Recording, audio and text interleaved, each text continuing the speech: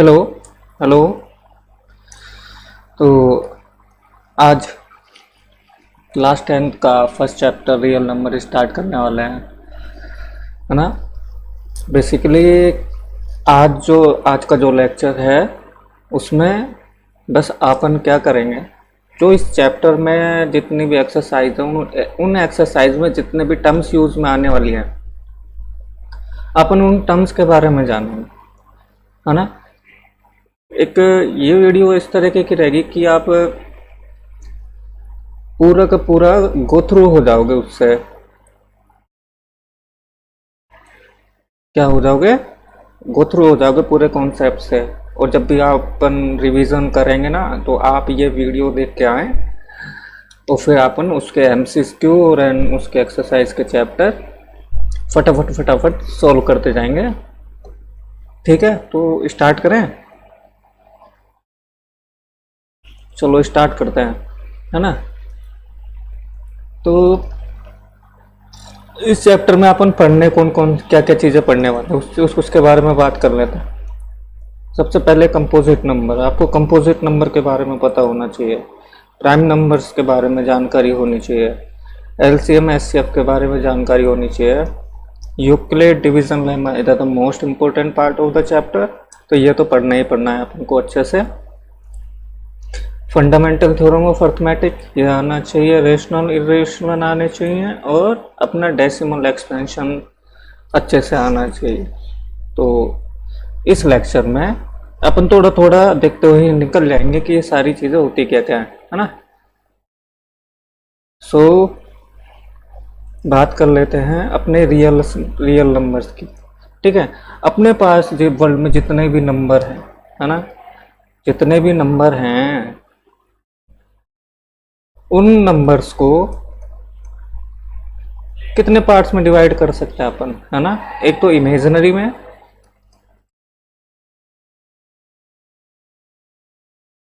And then real numbers में। ठीक है, तो रियल नंबर्स क्या होते हैं।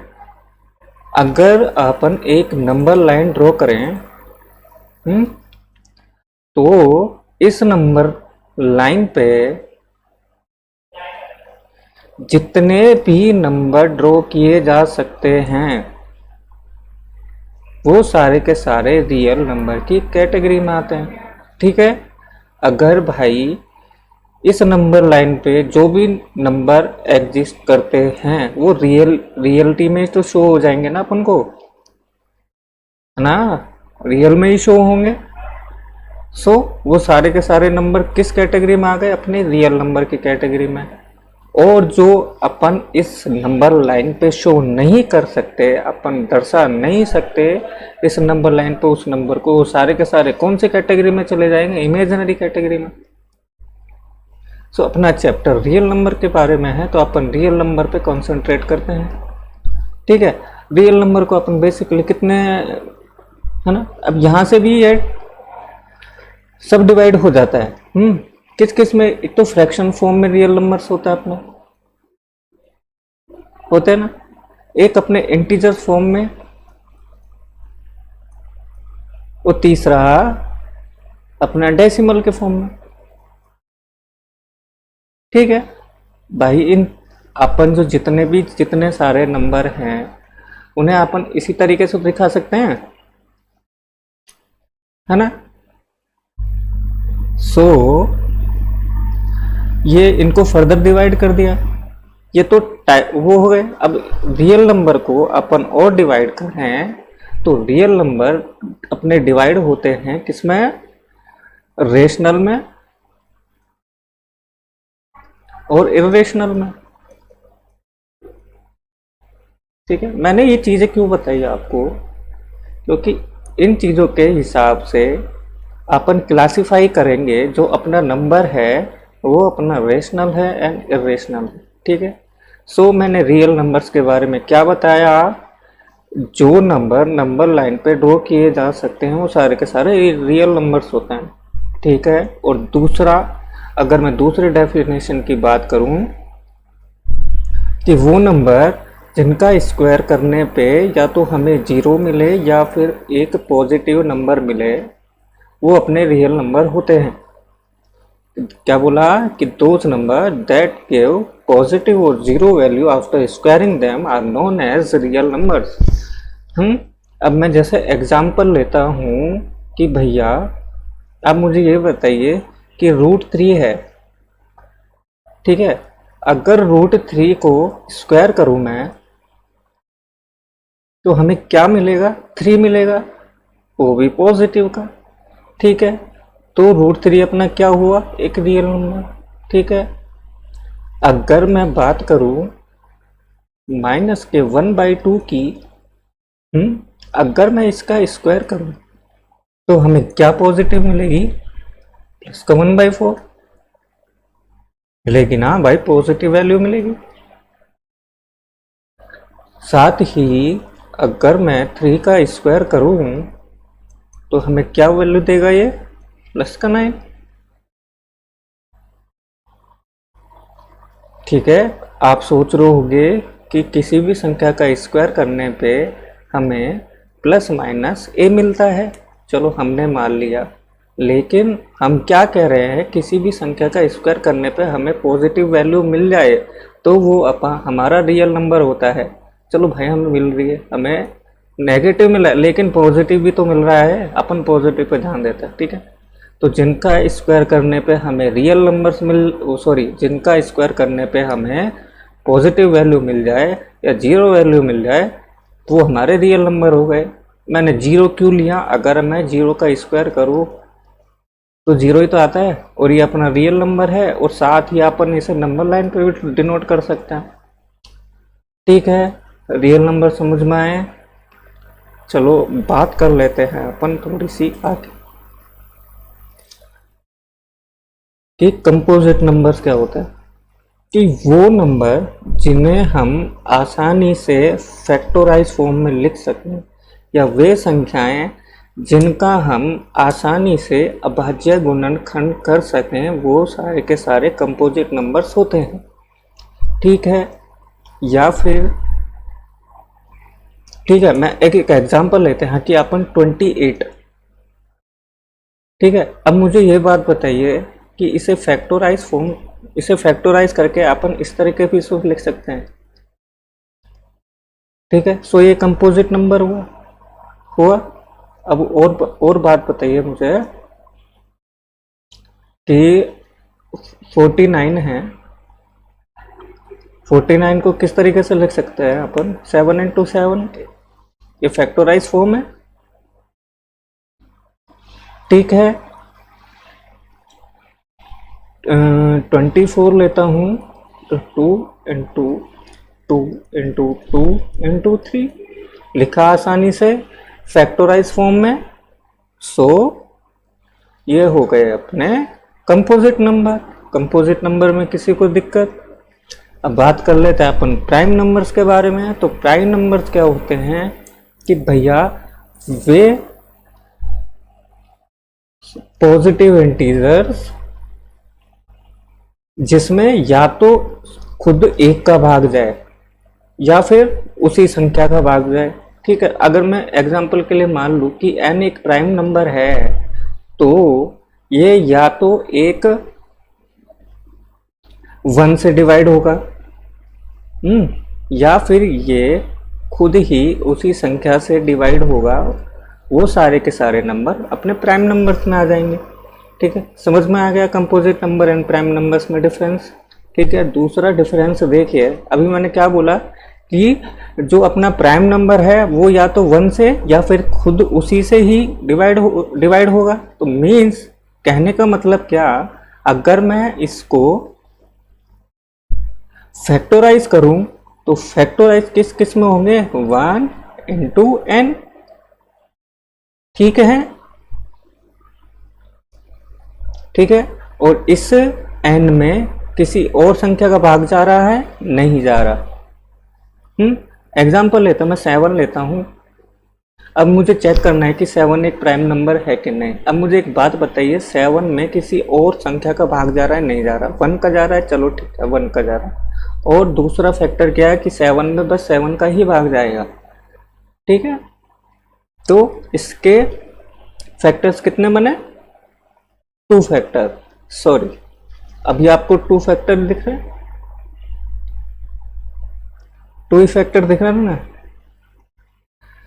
अगर तो अपन इसे एडवांस लेवल पे जाएं थोड़ा सा, तो एक प्राइम नंबर को अपन इस तरीके से भी लिख सकते हैं, 1 इंटू -1 इंटू -7। ठीक है ना, किस तरीके से लिख सकते हैं? इस तरीके से लिख सकते हैं। ठीक है, अभी अपन इस पे ध्यान नहीं देते, अपन बात करते हैं अपन इधर समझने के लिए कि अपन को कंपोजिट नंबर और प्राइम फैक्टर में से छांटना पड़ जाए तो किस तरीके से छाटेंगे। ठीक है, तो प्राइम नंबर्स क्या हो गए? ये भैया वे संख्या है जिसमें या तो एक का ही भाग जाए या फिर खुद उसी संख्या का भाग जाए, that those number that can be divided by itself और 1। ठीक है, हो गया composite number and prime numbers में डिवीजन, डिफरेंस समझ में आ गया। ठीक है, चलो बात करें आगे। अब क्या बात करते हैं? एल्गोरिदम। ओके, ठीक है, यूक्लिड डिवीजन लेमा समझने से पहले अपन 2 वर्ड्स समझते हैं पहले कि भैया एक तो अपना आता है एल्गोरिदम,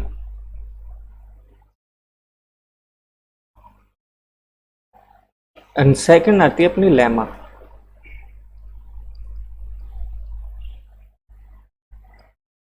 ठीक है, तो एल्गोरिदम अपना वर्ड वो है कि भैया मैंने एक काम किया। ठीक है, अब मुझे एक बात बताइए, अगर अपन कोई काम करते हैं तो वो काम स्टेप बाय स्टेप ही तो होता है कि भैया जैसे मैं खाना खा रहा हूँ तो खाने उससे पहले प्लेट में खाना भी होना चाहिए, है ना। तो उस खाने को तोड़ा जाएगा, तोड़ने के बाद उसे उठाया जाएगा, फिर मुंह में डाला जाएगा, फिर चबाया जाएगा एंड देन डाइजेस्ट किया जाए। ठीक है, तो वो एक काम पूरे मतलब अलग अलग स्टेप में डिवाइड हो गया। तो उन अलग अलग स्टेप्स को क्या किया कि हमने एक वर्ड में पिरो दिया कि बहुत सारे स्टेप्स को एक वर्ड में बोलेंगे तो हम उसे क्या बोलेंगे? एल्गोरिदम। ठीक है, एल्गोरिदम मीन्स क्या हो गया कि एल्गोरिदम एक ऐसा वर्ड है जिससे हम ये दर्शा सकते हैं कि कोई भी काम है जो स्टेप बाय स्टेप हो रहा है। ठीक है, एल्गोरिदम समझ में आ गया। अब लेमा क्या होती है कि लेमा एक प्रूव्ड स्टेटमेंट होता है। मैं पोस्टुलेट की बात नहीं कर रहा,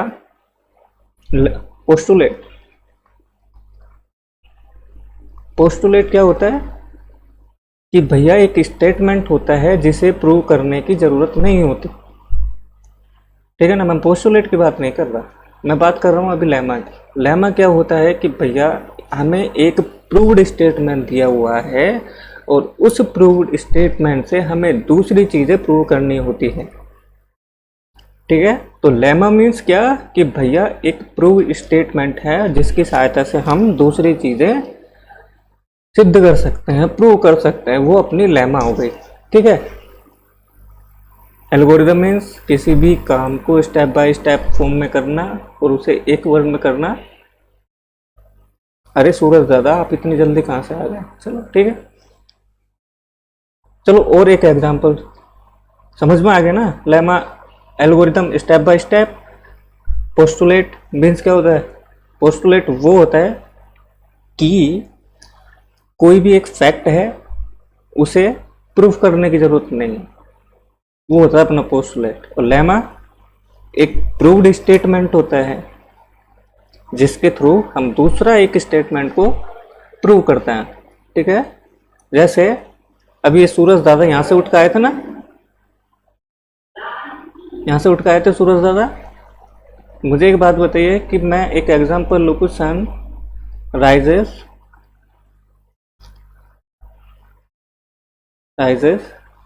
इन द ईस्ट। ठीक है, तो ये एक अपना पोस्टुलेट भी है और एक प्रूव्ड स्टेटमेंट भी है।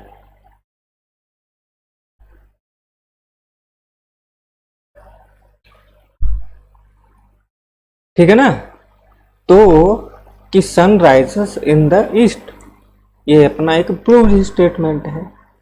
ठीक है, अब मुझे एक बात बताइए कि सन घूमता फिरता थोड़ी ना आता है, वो तो एक पैराबोलिक डायरेक्शन में मूव करता है, तो अपोजिट डायरेक्शन में जाकर सेट होगा, है ना। अपोजिट डायरेक्शन में सेट होगा, मीन्स वेस्ट में।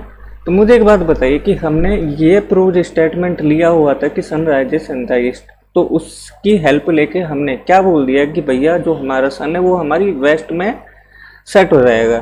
ठीक है, तो ये अपनी लेमा हो गई। एल्गोरिथम एंड लेमा में समझ में आ गया। ठीक है, चलो बात करते हैं आगे। यूक्लिड डिवीजन, एल्गोरिथम और लेमा। ठीक है, यूक्लिड डिवीजन, अपने बात की थी एल्गोरिथम के बारे में कि भैया कोई भी काम को स्टेप बाय स्टेप फॉर्म में करना है। डिवीजन का मतलब तो अपन को समझते हैं कि अपन को भाग करना है। और यूक्लिड महाशय एक मैथमेटिशियन थे जिन्होंने इस जो अपना एल्गोरिदम है या फिर ऑपरेशन है इसको ढूंढ के निकाला था। ठीक है, उन्हें ऑनर करने के लिए ये ऑपरेशन उन्हीं के नाम पे रख दिया कि यूक्लिड डिवीजन लेमा या एल्गोरिथम। ठीक है, आई बात समझ में। तो ये बोलते क्या हैं कि it is state that if a and b are positive integers so that a is equal to b plus r, then every common divisor of a and b is a common divisor of b and r and vice versa। चलो अपन इसे सिद्ध करते हैं, prove करते हैं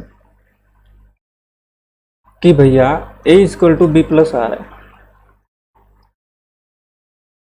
ठीक है, और a and b का कॉमन डिवाइजर है c, मान लिया, क्योंकि यहाँ पे दिया हुआ है कि every common divisor a and b, है ना। तो a एंड b का कॉमन डिवाइजर मान लेता हूं मैं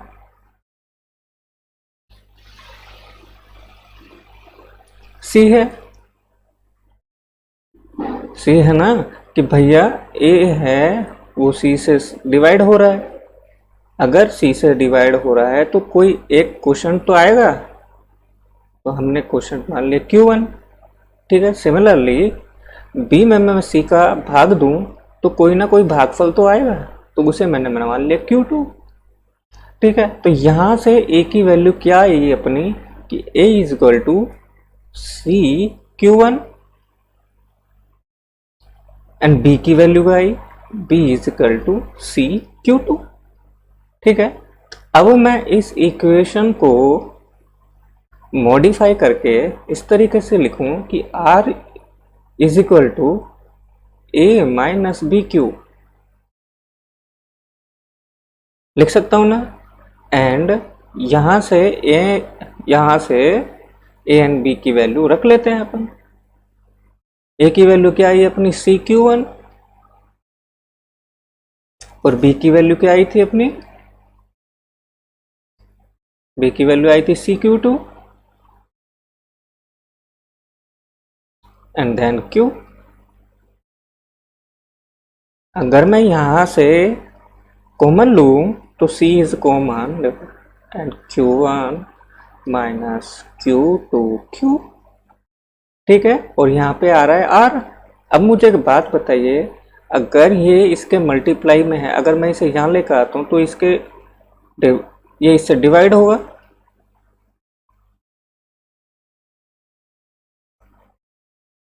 मीन्स देखिए, अगर a और b c से डिवाइड हो रहे हैं तो r भी तो c से डिवाइड हो रहा है ना। यही बात बोल रहे हैं कि भैया every common divisor of a and b is a common divisor of b and r। मतलब a और b में जिस संख्या का भाग जाएगा उसी संख्या का भाग b एंड r में भी जाएगा। ठीक है, ये स्टेटमेंट हो गया यूक्लिड डिवीजन लेमा का। ठीक है, चलो अब जो ये फॉर्म निकल के आई थी, ये फॉर्म है, इसे अपन बोलते समझते हैं कि भैया मैंने एक एग्जांपल लिया कि भैया नंबर है 28 और मुझे इसे डिवाइड करना है 5 से, तो 5 5 जा 25 एंड रिमाइंडर इज 3। ये भैया अपना नॉर्मल डिवीजन था जो अपन अब पढ़ते आ रहे थे, अपना नॉर्मल डिवीजन। तो यूक्लिड भाई साहब ने क्या किया, इस 28 को किस तरीके से लिख दिया कि 28 को मैं इस तरीके से भी तो लिख सकता हूँ, 5 × 5 + 3 लिख सकता हूँ। सो ये अपना क्या हुआ ए, ये अपना क्या हुआ बी, ये अपना क्या हुआ क्यू एंड ये अपना क्या हुआ आर। मीन्स 28 क्या था, डिविडेंड था, 5 क्या था, अपना डिवाइजर था, ये वाला 5 क्या था, क्वोशंट था, और 3 क्या था, अपना रिमाइंडर था। ठीक है, तो उन्होंने एक यूनिवर्सल फॉर्म में लिख दिया कि भैया जो अपना डिविडेंड होता है वो quotient into divisor plus remainder की फॉर्म में होता है। ठीक है, अब ये स्टेटमेंट तो दे दिया, अब भैया इस स्टेटमेंट का अपन यूज कहाँ में लेंगे, है ना। तो जैसे नाम इंडिकेट कर रहा है कि यूक्लिड्स डिवीजन एल्गोरिथम, लेमा तो अपनी ये रही थी कि भैया ये अपनी लेमा है, ये जो यूनिवर्सल फॉर्म लिखा था कि एक डिविडेंड को किस तरीके से लिख सकते हैं, एक प्रूव्ड स्टेटमेंट है, ये एक यूनिवर्सल स्टेटमेंट है। तो ये तो अपनी लेमा हो गई, लेकिन अपन को एल्गोरिथम करना, अपन को यूज करना है इसे। तो क्या करेंगे कि इसमें क्या होता है कि भैया अब मुझे एक बात बताइए कि यहाँ पे रिमाइंडर अपना 3 आया। धीरे धीरे समझते हैं अपन, फिर करते जाएंगे। जहाँ पे अपना रिमाइंडर 3 आया तो अपना जो डिवीजन था वो होल्ड हो गया, रुक गया। अगर मैं यहाँ पे डिवाइजर, ये रिमाइंडर 8 होता, अपने डिवाइजर से बड़ा होता, तो मुझे बताइए ये डिवीजन आगे चलता ना आगे, फिर एक रिमाइंडर आता। अगर फिर रिमाइंडर चेक करते कि भैया वो अपने डिवाइजर से छोटा है या बड़ा होता तो आगे चलते, और छोटा होता तो होल्ड कर देते। ठीक है, तो इस एल्गोरिथम में क्या करना था कि भैया सबसे पहले तो इस फॉर्म में लिखना था अपन को, फिर चेक करना था कि रिमाइंडर अपना डिवाइजर से छोटा है या बड़ा है तो डिवीजन आगे चालू कर देते, अगर छोटा है तो यहीं होल्ड कर देते। ठीक है, और ये प्रोसेस कब तक चलती, जब तक हमारा रिमाइंडर 0 नहीं आ जाता। ठीक है, और जिस डिवाइजर पे हमें 0 रिमाइंडर मिल जाता है वो उन दो संख्याओं का, कौन कौन सी दो संख्या, डिविडेंड का और डिवाइजर का एचसीएफ होता है। ठीक है, तो यूक्लिड डिवीजन एल्गोरिथम अपने किस काम में आने वाली है, डिविडेंड एंड डिवाइजर का एचसीएफ निकालने के लिए। ठीक है, तो एक अपन एग्जाम्पल लेते हैं। मैं जैसे एग्जाम्पल लेता हूँ 35 एंड 49, ये दो नंबर हैं और मुझे यूक्लिड डिवीजन एल्गोरिथम से इसका एचसीएफ निकालना है। तो सबसे पहले क्या करते हैं अपन, सबसे पहले देखते हैं कि दोनों संख्याओं में से बड़ी संख्या कौन सी है। जो बड़ी संख्या है वो अपना डिविडेंड बनता है और जो छोटी संख्या है वो अपना डिवाइजर बनता है। तो यहाँ पे अपनी जो बड़ी संख्या है ये 49, ये अपना डिविडेंड बनी, और ये अपनी छोटी संख्या ये अपनी क्या बनी, ये अपनी डिवाइजर बनी। ठीक है, तो हमने क्या किया, मैं इसे मिटा देता हूँ, 1 मिनट रुकिए।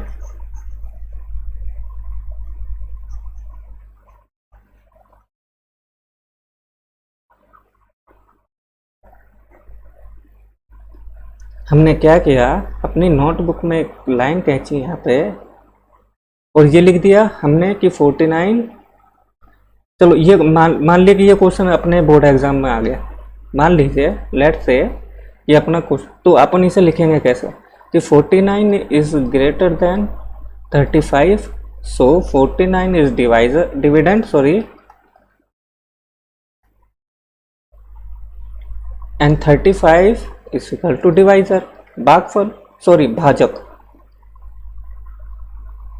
ये भाजक, ये भाज्य, डिविडेंड मीन्स भाज्य और डिवाइजर मीन्स भाजक, क्वोशेंट मीन्स भागफल एंड रिमाइंडर मीन्स रेशफल।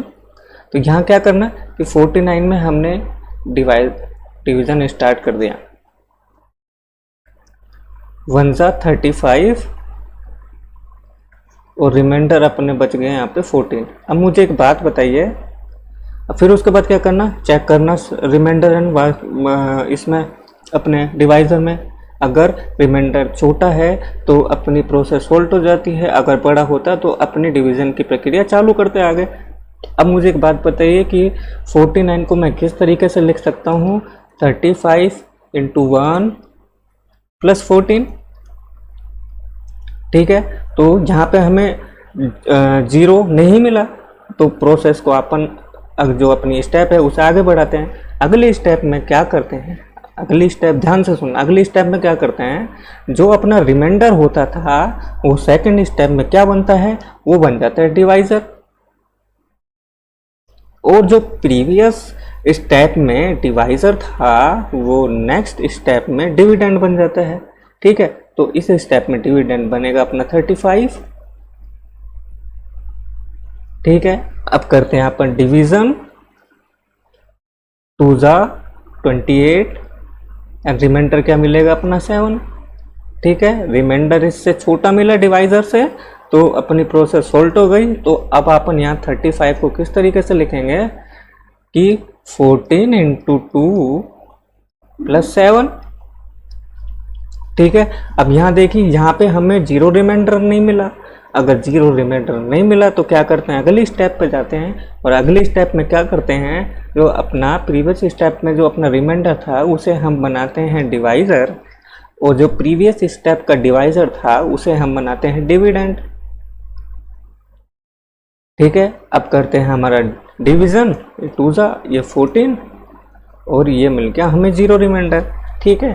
अब मैं इस 14 को क्या लिखूंगा कि 14 is equal to 2 into 7 plus 0, ठीक है। अब इसे कैसे लिखना कि we get 0 reminder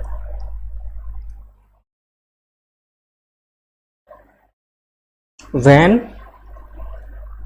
divisor is 0, divisor is 7।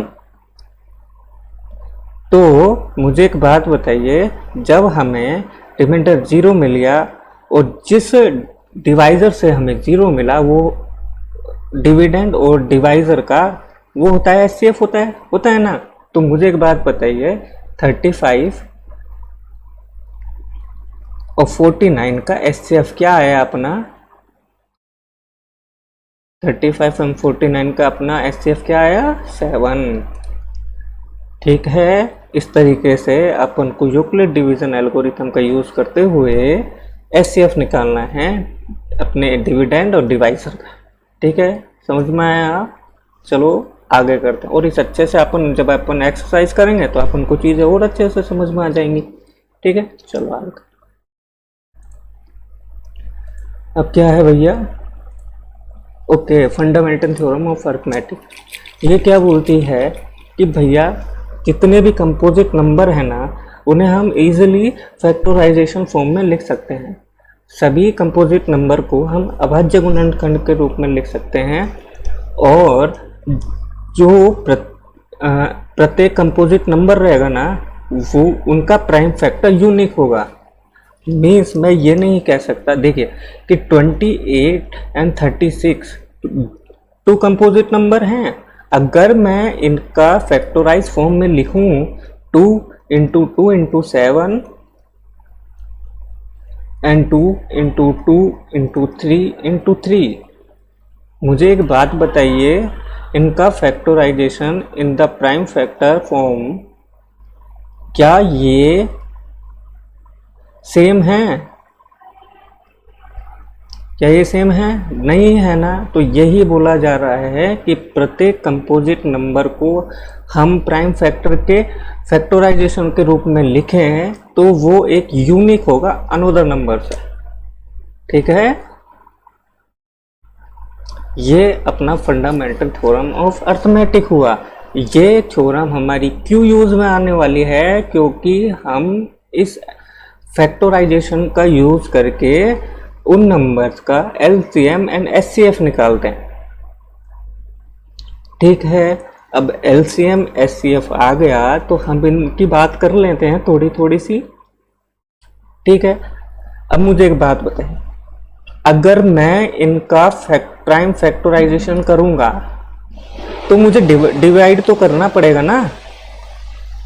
28 भाई, आप अभाज्य गुणनखंड इसी तरीके से तो बनाते हो।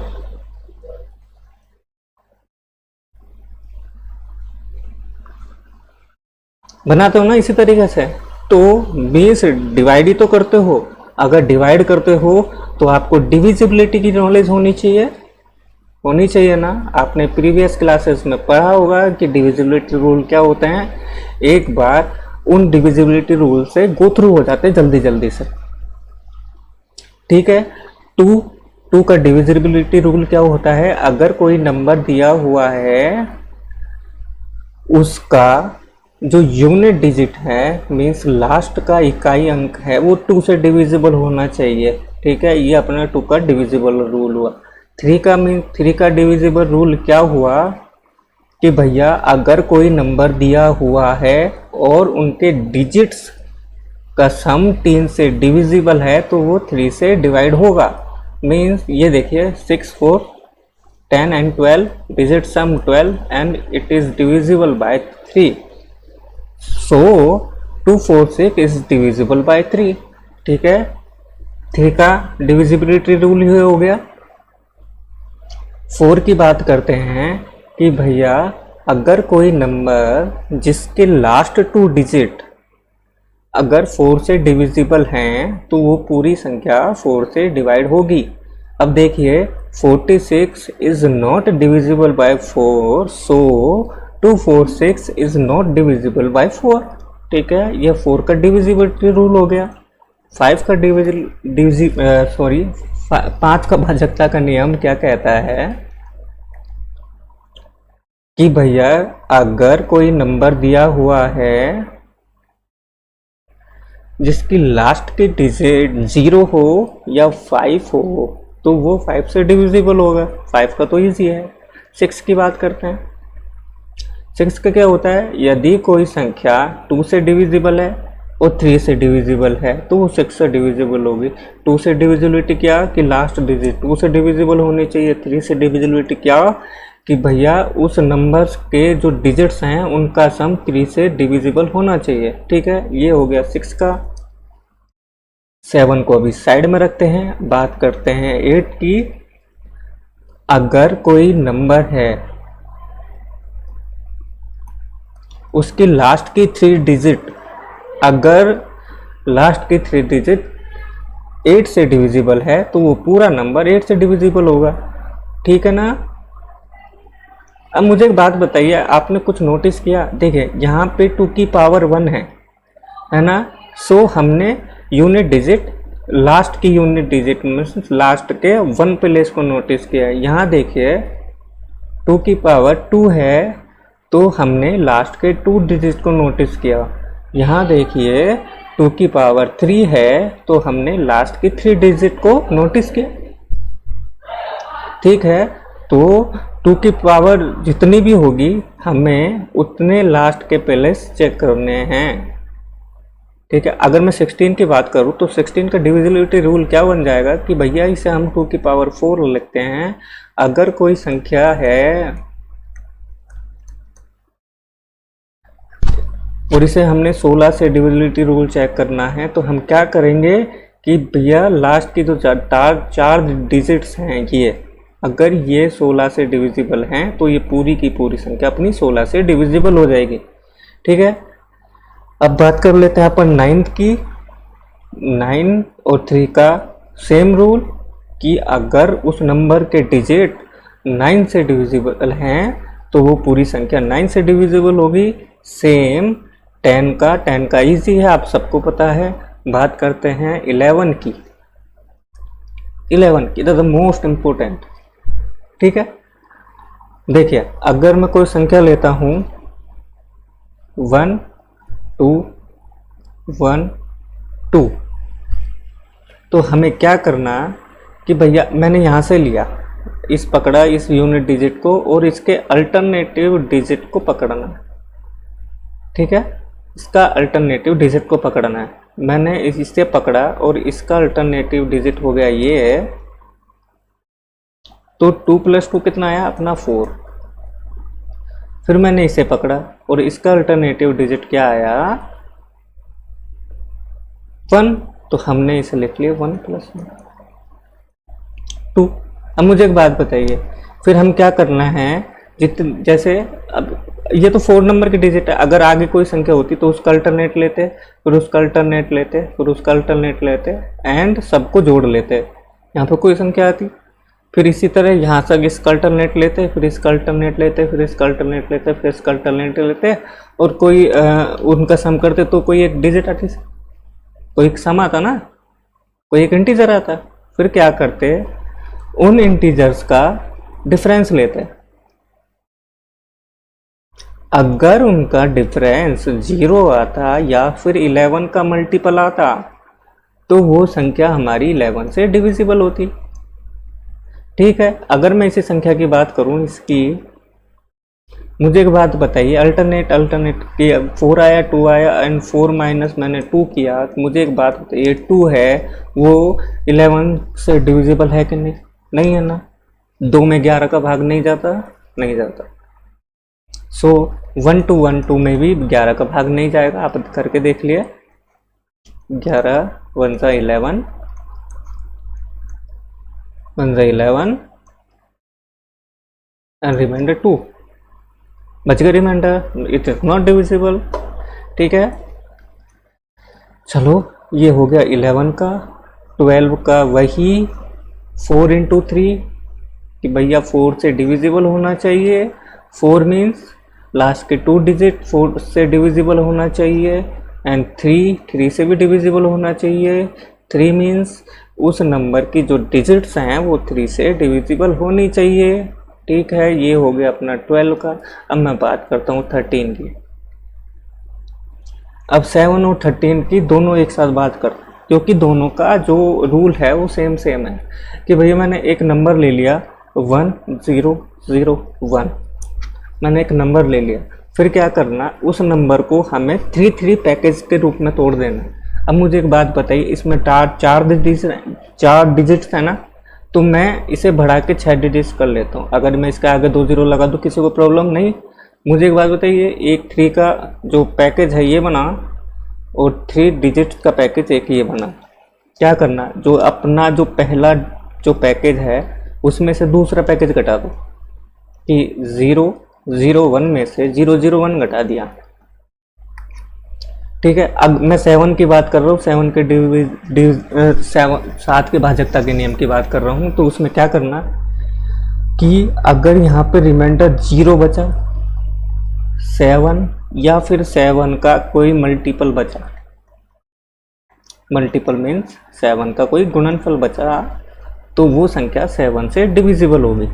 ठीक है, सिमिलरली अगर यहाँ पे रिमाइंडर 0, अगर मैं 13 की बात करूं, अगर यहाँ पे रिमाइंडर 0 बचा, 13 बचा या 13 का कोई मल्टीपल बचा तो वो 13 से डिविजिबल होगी। ठीक है, सेम एंड 7 एंड 13 का भाजकता का नियम है वो सेम।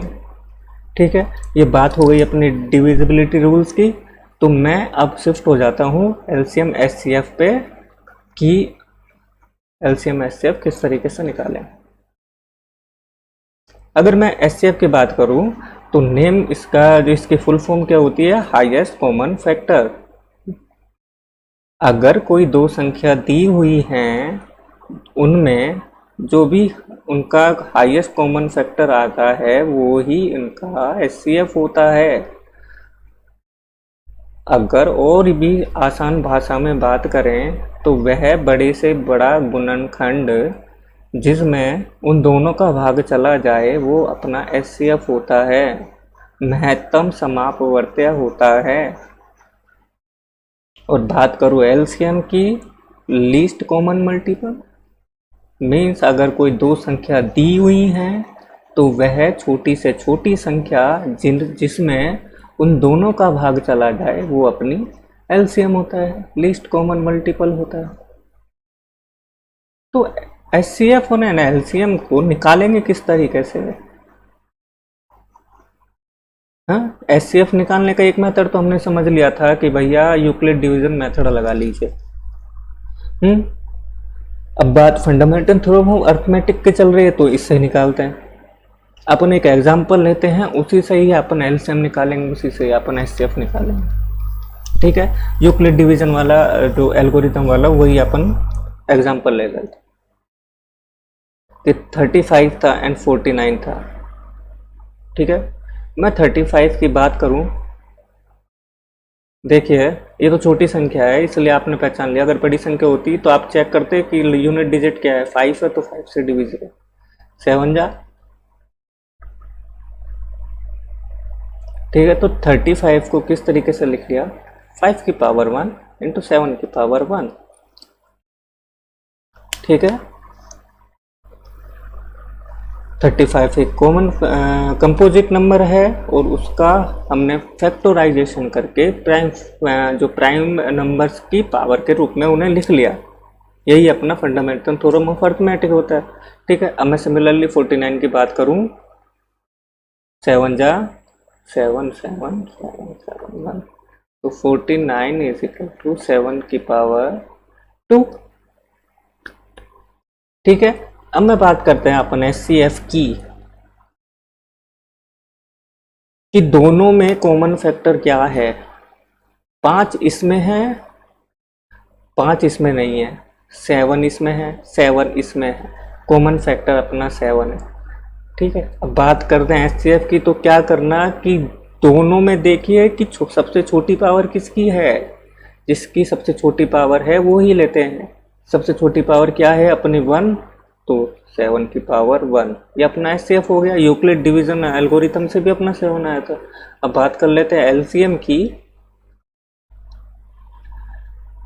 एलसीएम की क्या करना, जहाँ पे अपन एचसीएफ में कॉमन फैक्टर लेते थे, देखते थे कि दोनों में कॉमन फैक्टर कौन सा है उसे ही लेते थे। अब इसमें क्या करना, दोनों में देखिए कि प्राइम नंबर्स कितने आ रहे हैं, अपन को हर एक प्राइम नंबर्स को उठाना है।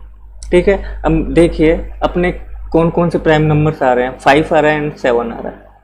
मैंने उठा लिया, 5 आ रहा है 5 लिख दिया, 7 आ रहा है 7 लिख दिया।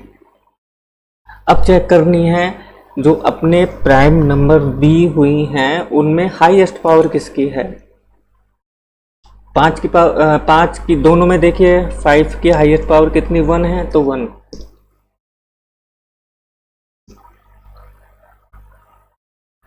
ठीक है ना। साथ ही अब 7 को कंपेयर कीजिए कि 7 में हाईएस्ट पावर कितनी है, 7 की हाईएस्ट पावर 2 है तो 2 लिख दिया, और ये इन्हें लिख दिया फैक्टराइज फॉर्म में। ये अपना हो गया एलसीएम और ये अपना हो गया एचसीएफ। ठीक है, समझ में आ गया एचसीएफ एंड एलसीएम। अब देखिए मैंने क्या बोला था कि एचसीएफ वह बड़े से बड़ा एक नंबर होता है, एक गुणनखंड होता है जिसका इन दोनों में भाग चला जाए, वो अपना क्या होता है, एचसीएफ। अब मुझे एक बात बताइए, तो 7 का इन दोनों में भाग चला जाता है ना, ये 5 जा एंड 7 जा, ये डिविजिबल है दोनों 7 से। और एलसीएम के लिए मैंने क्या बोला था कि वह छोटे से छोटा गुणनखंड जिसमें इन दोनों का भाग चला जाए जो अपने नंबर दिए हुए हैं। ठीक है, वह छोटे से छोटा गुणनखंड है ना। तो 5 इंटू 7² मीन्स 49 इंटू 5 मीन्स कितने हुए 245। अब अगर मैं इनको डिवाइड करूँ, क्या किया कि सबसे छोटे से छोटा गुणनखंड जिसमें मीन्स इसमें इन दोनों का भाग चला जाए, भाग देते हैं 35 का 35 से डिवाइड करते हैं, कितनी बार जाएगा 7 बार जाएगा। एंड सिमिलरली 435 को मैं 49 से डिवाइड करूँ तो कितना जाएगा 5 जाएगा, मीन्स डिविजिबल हो रहा है। अब बात समझिए, ये तो सबसे छोटे से छोटा गुणनखंड हुआ है ना। अगर मैं एक और संख्या लूँ कि 5² इंटू 7² मीन्स ये भी एक इसका LCM ही है, लेकिन अपन इसे LCM मान सकते हैं, क्यों? क्योंकि इसमें भी इन दोनों का भाग चला जाएगा। हाँ, मैं एक ये लूँ 5 की पावर 3 इंटू 7 की पावर 3, इसमें भी इन दोनों का भाग चला जाएगा, लेकिन हमें बात करनी है लीस्ट कॉमन मल्टीपल की, इसीलिए हमने ये लिखा। अरे बात समझ में मैं कहना क्या चाह रहा हूँ, ठीक है। इसीलिए ही मैंने बोला कि यह जो अपना निकल के आया वह सबसे छोटा गुणनखंड है जिसमें इन दोनों का भाग चला जाएगा, सबसे छोटा। अगर अपन को क्वेश्चन करना हो और उसमें लीस्ट या हिंदी में सबसे छोटा लिखा आ जाए तो आप तुरंत समझ जाना कि हमें LCM निकालना है, ठीक है। अगर क्वेश्चन में हाईएस्ट या अधिकतम लिखा आ जाए हिंदी में तो हमें क्या समझना है कि हमें उस क्वेश्चन का HCF निकालना है। आ रही बात समझ में?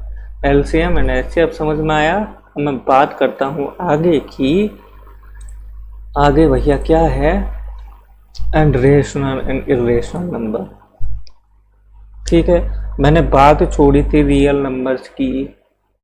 रियल नंबर्स क्या थे कि जिन्हें हम नंबर लाइन पे प्लॉट कर सकते हैं वो अपने रियल नंबर्स, या फिर जिनका स्क्वायर करने पे हमें पॉजिटिव नंबर या जीरो नंबर मिले वो अपने रियल नंबर। फिर मैंने क्या बोला कि इन्हें 3 तरीके से लिखा जा सकता है, फ्रैक्शन फॉर्म में, इंटीजर फॉर्म में एंड डेसिमल फॉर्म में, ठीक है।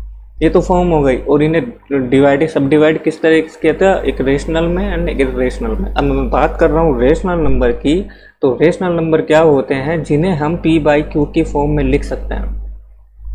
साथ ही Q भैया हमारा नॉट इज इक्वल टू 0 होना चाहिए।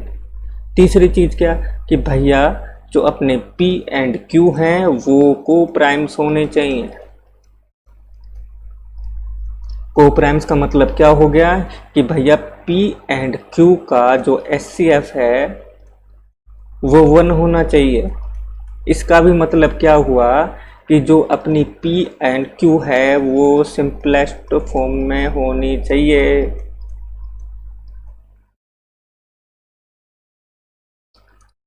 ठीक है। चौथी चीज का कि P एंड Q अपनी इंटीजर्स होने चाहिए।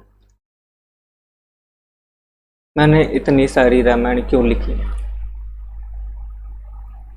ठीक है। को प्राइम्स मीन्स वे दो संख्याएं जिसमें एक भी कॉमन फैक्टर नहीं हो, वो अपनी को प्राइम्स होती है। प्राइम्स का हिंदी में अनुवाद देखिए अभाज्य। अभाज्य मीन्स जिसे भाग नहीं दिया जा सकता, और को मीन्स सह, मतलब साथ में। मीन्स ऐसी दो संख्याएं जो आपस में डिविजिबल नहीं है और इनमें कोई भी कॉमन फैक्टर भी नहीं है जिसमें इन दोनों का भाग चला जाए। मैं बात करता हूं 2 एंड 7 की। मुझे एक बात बताइए, ये 2 एंड 7 इन दोनों में कोई कॉमन फैक्टर है? नो। दोनों एक दूसरे को भाग देते हैं? नो। इनका HCF क्या? मैं इसे 1 into 2 लिखूँ, इसे 1 into 7 लिखूँ, एक फैक्टर कॉमन और उसका मतलब HCF हो गया 1।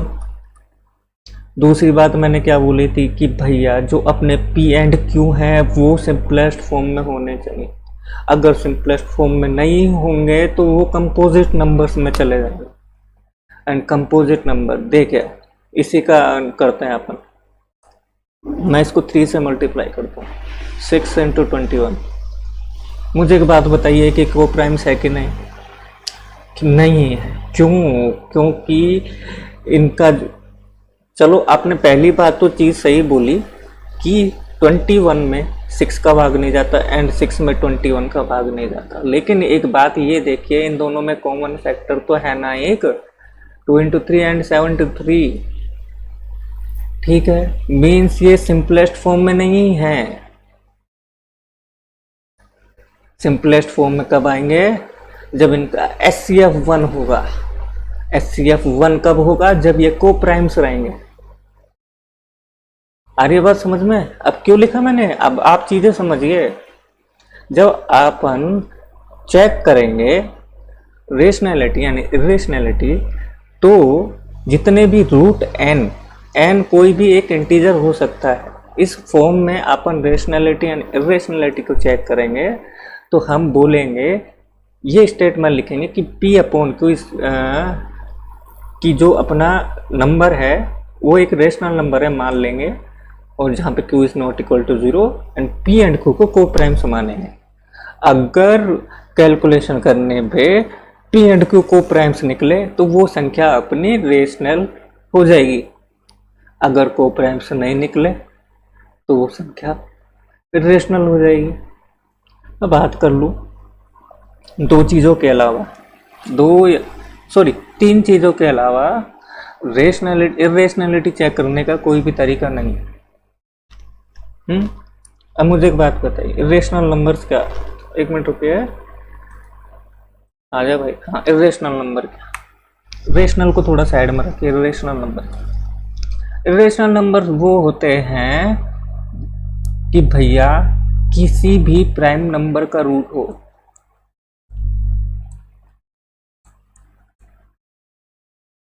किसी भी अभाज्य संख्या का वर्गमूल हो, तो वो एक इरेशनल नंबर्स की कैटेगरी में जाए। सेकंड क्या? किसी भी नॉन परफेक्ट स्क्वायर नंबर का रूट हो। क्या? Non perfect square.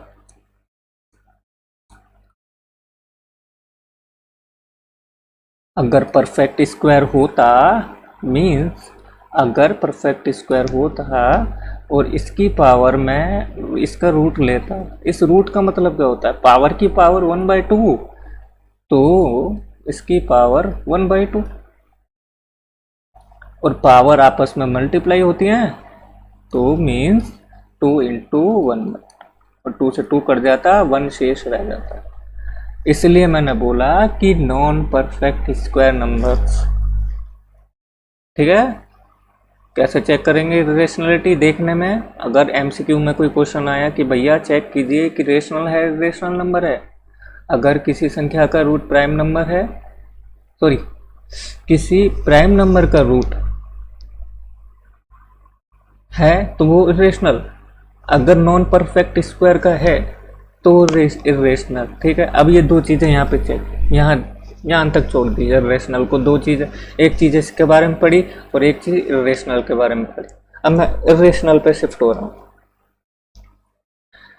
ठीक है, कि वे संख्याएं जिन्हें हम P/Q की फॉर्म में लिख सके और Q is not equal to 0 होना चाहिए। अगर Q 0 हुआ या तो हमें वो इनफाइनाइट वैल्यू देगा या फिर हमें अनडिफाइंड फॉर्म देगा। ठीक है, इसलिए Q is not equal to 0। फिर मैंने क्या बोला? P एंड Q को प्राइम्स होने चाहिए।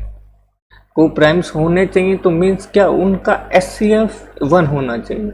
अगर उनका HCF 1 है तो P/Q सिंपलेस्ट फॉर्म में होनी चाहिए हैं, और साथ ही P/Q इंटीजर्स होने चाहिए। इंटीजर्स मीन्स पूर्ण अंक जो अपने में एक पूरी वैल्यू लेके रखें। 1 5,677 माइनस का 125 माइनस का 276। ये मैं चिन्ह की बात नहीं कर रहा हूँ, मैं बात कर रहा हूँ इंटीजर्स की। आ रही बात समझ में? मैं चिन्ह की बात नहीं कर रहा, मैं बात कर रहा हूँ कि बस कि उस नंबर की अपनी एक फिक्स वैल्यू होनी चाहिए। मीन्स ना तो वो डेसिमल में होना चाहिए कि भैया 1.256 आ गया, no, it is not a integer. या फिर 1/√3 के फॉर्म में आ गया, no it is not an integer, √3 is not a integer. ठीक है, तो इंटीजर का समझ में आया क्यों? अगर इंटीजर होंगे तो वो कंपोजिट नंबर हो सकते हैं, अगर वो कंपोजिट नंबर होंगे तो उनका सिंपलेस्ट फॉर्म निकाल सकते हैं। अगर उनका सिंपलेस्ट फॉर्म निकाल सकते हैं तो उनका एचसीएफ उन दोनों का एचसीएफ 1 निकल जाएगा। अगर उनका एचसीएफ 1 निकल के आया, वो दो संख्या को प्राइम्स होंगी। रिलेट कर रहे हो चीजों को? अब मैं बात करता हूँ दूसरी। एक चीज़ें समझ ली हमने रेशनल के बारे में, अब मैं बात करता हूँ दूसरी चीज़। ठीक है, ये तो क्यू के बारे में चला, इन दोनों चीज़ों के बारे में। अब मैं बात करता हूँ पी बाई क्यू फॉर्म की। अभी तो पी एंड क्यू की बातें चल रहे थे कि पी एंड क्यू क्या क्या हो सकते हैं। अब मैं बात करता हूँ जो अपनी पी बाई क्यू जो फ्रैक्शन आई उसकी।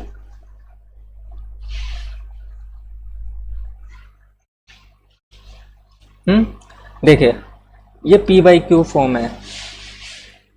मुझे एक बात बताइए, अगर किसी संख्या में किसी संख्या का भाग दूं तो या तो हमें एक इंटीजर मिलेगा या फिर क्या मिलेगा, हमें एक डेसिमल मिलेगा। डेसिमल मिलेगा। अब डेसिमल में भी देखिए साहब, अब मैं डेसिमल को सब डिवाइड कर देता हूँ। या तो डेसिमल में जो डेसिमल के बाद कोई संख्या है उसकी वैल्यू रुक जाएगी, मीन्स टर्मिनेट हो जाएगी। एग्जाम्पल लेता हूं मैं 1/4 का और इसको लिख देता हूँ 0.25, मीन्स डेसिमल के 2 प्लेस बाद ये टर्मिनेट हो गई। हाँ, और एक क्या होती है कि भैया जो डेसिमल के बाद है वो वैल्यू अपने रिपीट कर रही है, रिअकरिंग। कैसे कि मैं 1/3 लेता हूं तो मैं इसे किस तरीके से लिखूंगा, 0.33333333, क्या फिर 0.3 का बाद। ठीक है, तो रेशनलिटी क्या चेक कर रहे थे? 3 चीजें से हो गई। अब समझिए, पी बाई क्यू इंटीजर दे रहा है तो रेशनल है।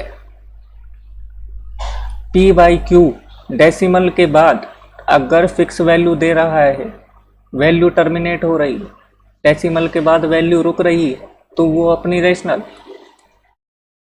तीसरी चीज क्या कि भैया पी बाई क्यू फॉर्म है और डेसिमल के बाद रिपीटिंग फॉर्म दे रही है तो वो अपनी रेशनल। अब समझ में आ गया ना? अब चौथी चीज रेशनल में कुछ चाहिए। अगर डेसिमल के बाद वैल्यू न तो टर्मिनेट हो रही, न तो शांत हो रही है, और न ही रीअकरिंग कर रही है, ना ही रिपीट कर रही है, तो वो वैल्यू अपनी किस वैल्यू में चली जाएगी? इर्रेशनल में। ठीक है, तो अब इर्रेशनल में आ गए। अपन बात कर लेते हैं कि क्या क्या, कि भैया किसी भी संख्या का जो प्राइम नंबर है उसका रूट है तो इर्रेशनल। नॉन परफेक्ट स्क्वायर की संख्या का जो भी रूट है वो इर्रेशनल में गया। अगर, ठीक है ना, और सबसे मेन क्या कि जिन्हें पी बाई क्यू के फॉर्म में नहीं लिख सकते वो इर्रेशनल।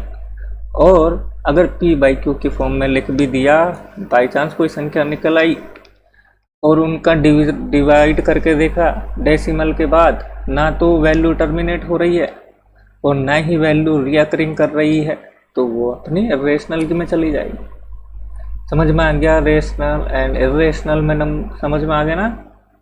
जैसे मैं एग्जांपल लेता हूँ 0.1234567192159 डॉट डॉट डॉट, ये चलती जा रही है। अब मुझे एक बात बताइए, डॉट डॉट जा रही है इनफाइनाइट तक, तो ये तो नॉन टर्मिनेट हो गई, टर्मिनेट तो होनी नहीं।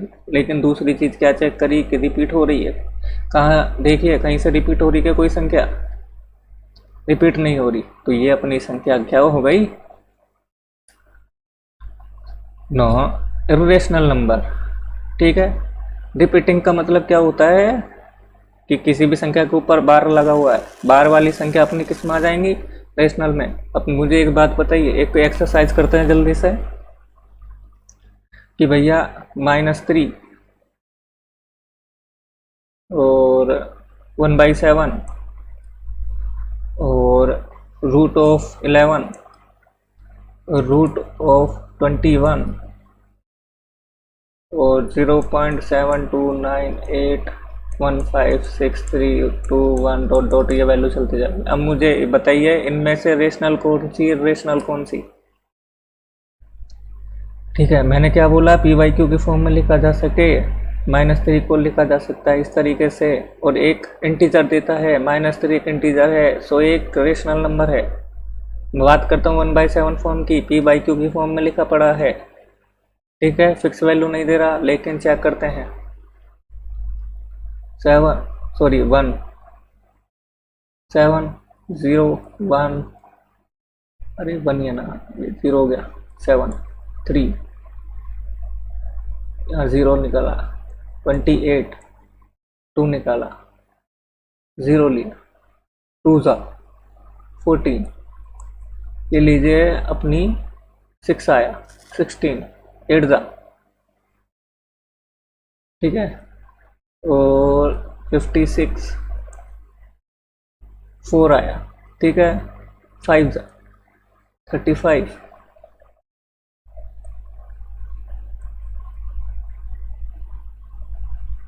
कहीं गलत तो नहीं किया अपन ने? 28 6 56 40 एंड 5 ज़ा, और ये हमने लिया, यहाँ पे लिया 0 और ये लिया 1, ओ सॉरी 7 ज़ा, ये 7 ज़ा और ये 49, रिमाइंडर आया फिर 1। अब मुझे एक बात बताइए, अगर यहाँ से 1 आया तो रिपीट वैल्यू हो जाएंगे ना यही? यहाँ से 1, फिर अपन 0 लेंगे, 7 फिर 1 आएगा, फिर 3 रिमाइंडर आएगा, उसको 30 करेंगे। फिर मीन्स कहने का मतलब क्या, 1/7 क्या वैल्यू देगी? 0.142857142857142857। ठीक है, मीन्स वैल्यू रिपीट कर रही है। अगर वैल्यू रिपीट कर रही है तो ये अपनी रेशनल नंबर। ठीक है, तीसरी चेक करते हैं। 11 क्या? एक प्राइम नंबर, तो ये एक इरेशनल नंबर। √21 क्या? नॉन परफेक्ट स्क्वायर, ठीक है ना? तो ये अपना क्या? एक इरेशनल नंबर। और यहाँ पे देखिए वैल्यू रिपीट हो रही है, वैल्यू तो टर्मिनेट तो हो ही नहीं रही, देखने पे लग रहा है। अगर वैल्यू रिपीट हो रही है, नहीं हो रही, सो ये एक irrational number. Rational and irrational number समझ में आ गए। बात करते हैं आगे। ठीक है, डेसिमल एक्सपेंशन की नेचर के बारे में अपन को बात करनी होती है। ठीक है, डेसिमल पी बाई क्यू अगर फ्रैक्शन के फॉर्म में लिखा पड़ा है तो ही हमें एक डेसिमल मिलेगा। कब मिलेगा? जब जो पी है वो क्यू से छोटा होगा, तब हमें एक डेसिमल मिलेगा। ठीक है ना? अब मुझे एक बात बताइए, पी बाई क्यू इंटीजर मिल रहा है तो अपने डेसिमल की कैटेगरी में आ ही नहीं रहा। लेकिन अगर वैल्यू टर्मिनेट हो रही है ना, कि दशमलव के बाद अपनी वैल्यू टर्मिनेट हो रही है, तो शांत हो रही है। और दूसरी चीज क्या, कि डेसिमल के बाद अपनी वैल्यू रिपीट हो रही है, मीन्स पुनरावृत्ति कर रही है। दो ही तो चीजें डेसिमल में आएगी। डेसिमल में ये दो चीज़ों कंसिस्ट करेंगी, ठीक है। लेकिन जो अपने इस चैप्टर में बात की हुई है वो शांत की है, शांत एंड अशांत नेचर की, तो अपन इसी पे कॉन्सेंट्रेट करते हैं, ठीक है। मुझे एक बात बताइए, डेसिमल अपना बनता कब है? किसी भी संख्या में मैं 10 का भाग देता हूँ तब भी वो डेसिमल देता है। अब मैं 10 को किस तरीके से लिख सकता हूँ? 2 into 5 के फॉर्म में लिख सकता हूँ। 10 को 2 और 5 से ही तो मिलकर बना है,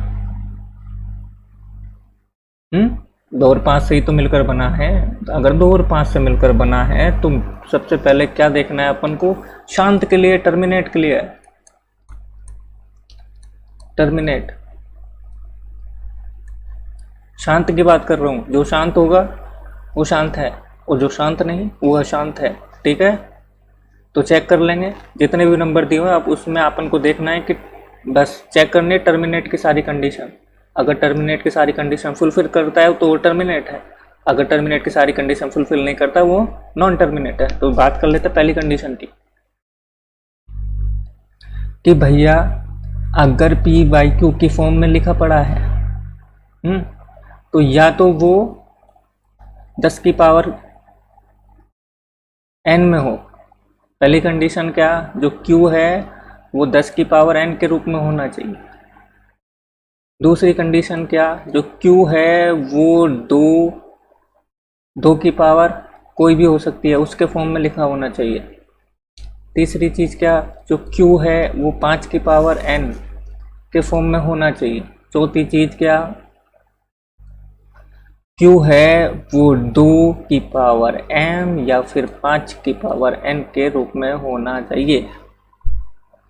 अगर इन चार चीज़ के अलावा कोई सा भी नंबर इनके साथ जुड़ता है वो फ्रैक्शन को अनटर्मिनेट कर देगा, नॉन टर्मिनेट कर देगा। तो वो सारी संख्याएं,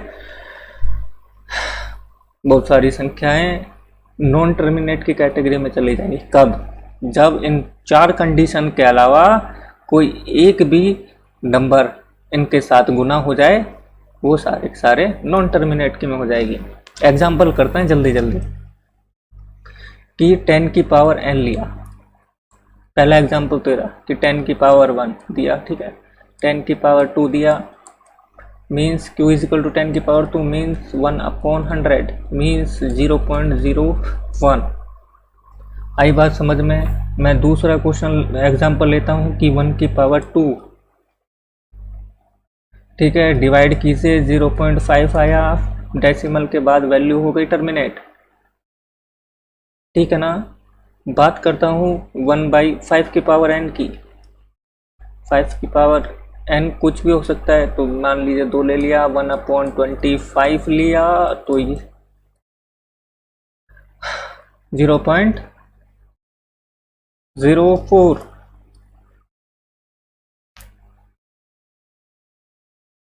यही आएगा ना,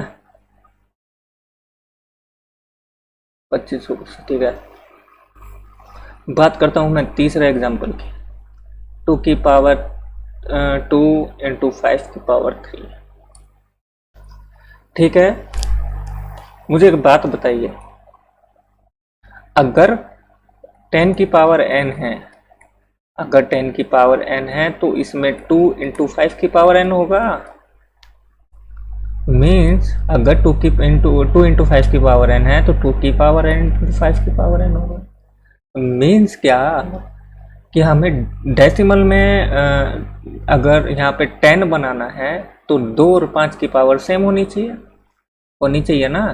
तो मैं यहाँ पे 5 की पावर 3 है लेकिन यहाँ पे 2 की पावर 2 है, तो मैं इनको सेम करने के लिए क्या करूँगा, 2 से ऊपर नीचे गुना कर देता हूँ। 2 इंटू 2 की पावर 3 इंटू 5 की पावर 3 मीन्स 2/10 की पावर 3।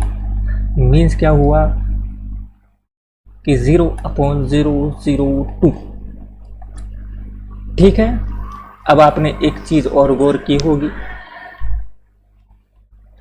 कि देखिए कहीं पे तो एक प्लेस बाद वैल्यू टर्मिनेट हो रही, कहीं पे वैल्यू 2 प्लेस बाद टर्मिनेट हो रही है, कहीं पे वैल्यू 3 प्लेस बाद टर्मिनेट हो रही है, कहीं पे 5 बार होगी, कहीं पे 6 बार होगी। ऐसा क्यों हो रहा है, ऐसा क्यों हो रहा है? पहले देखिए कि भैया ये देखिए इस कंडीशन में देखिए 10 की पावर n है, n पे जितनी घात होगी उतने प्लेस बाद वैल्यू टर्मिनेट होगी। ठीक है, यहाँ पे भी सेम 2 की पावर n, 2 की पावर n है तो जितना 2 पे जितनी भी घात होगी उतने प्लेस बाद वैल्यू टर्मिनेट होगी। सेम ही इधर 5 की पावर n है, 5 पे जितनी भी पावर रहेगी उतने उतने प्लेस बाद वैल्यू टर्मिनेट होगी। सेम इसी तरीके से ही है कि 2 की पावर m है और 5 की पावर n है। तो क्या करना है कि 2 और 5 में जिसकी पावर ज़्यादा होगी उतने प्लेस बाद वैल्यू टर्मिनेट होगी। ठीक है, एग्जाम्पल देखिए जल्दी जल्दी। यहाँ पे 10 की पावर 1 थी तो 1 प्लेस बाद। देखिए यहाँ पे 2 की पावर 1 थी तो 1 प्लेस बाद। यहाँ देखिए 5 की पावर 2 थी तो 2 प्लेस बाद। और यहाँ पे देखिए 2 और 5 में किसकी पावर ज़्यादा थी, 5 की पावर 3 तो 3 प्लेस बाद। आ रही बात समझ में? समझ में आ गया नेचर किस तरीके से निकालने हैं? सो आई होप मैंने जो आपको कॉन्सेप्ट्स बताए वो आपको समझ में आए होंगे। ठीक है, सो जब आप नेक्स्ट चैप्टर करें, एक्सरसाइज करें, तो आप ये वीडियो देख आना। क्यों? सारे कॉन्सेप्ट आपके नज़रों से निकल जाएंगे और जब आप पढ़ेंगे तो फिक्स आपके दिमाग में सेट हो जाएंगे। आ रही बात समझ में? और सेकंड एडवांटेज क्या, जब आप एग्ज़ाम देने जाओगे ना तो पूरे क्वेश्चन नहीं कर पाओगे और रिवीजन कैसे करोगे आप? इसीलिए मैं पूरे चैप्टर के कॉन्सेप्ट को एक साथ पढ़ा रहा हूँ ताकि जब भी आप एग्ज़ाम देने जाओ सारी की सारी जो कॉन्सेप्ट वाली वीडियो वो देख जाएं, ताकि आपकी सारी चीज़ें माइंड में रिफ्रेश रहें। बस आपको एग्ज़ाम में जाके वो कॉन्सेप्ट अप्लाई करने रहेंगे। ठीक है, चलो bye, tata bye bye, sayonara.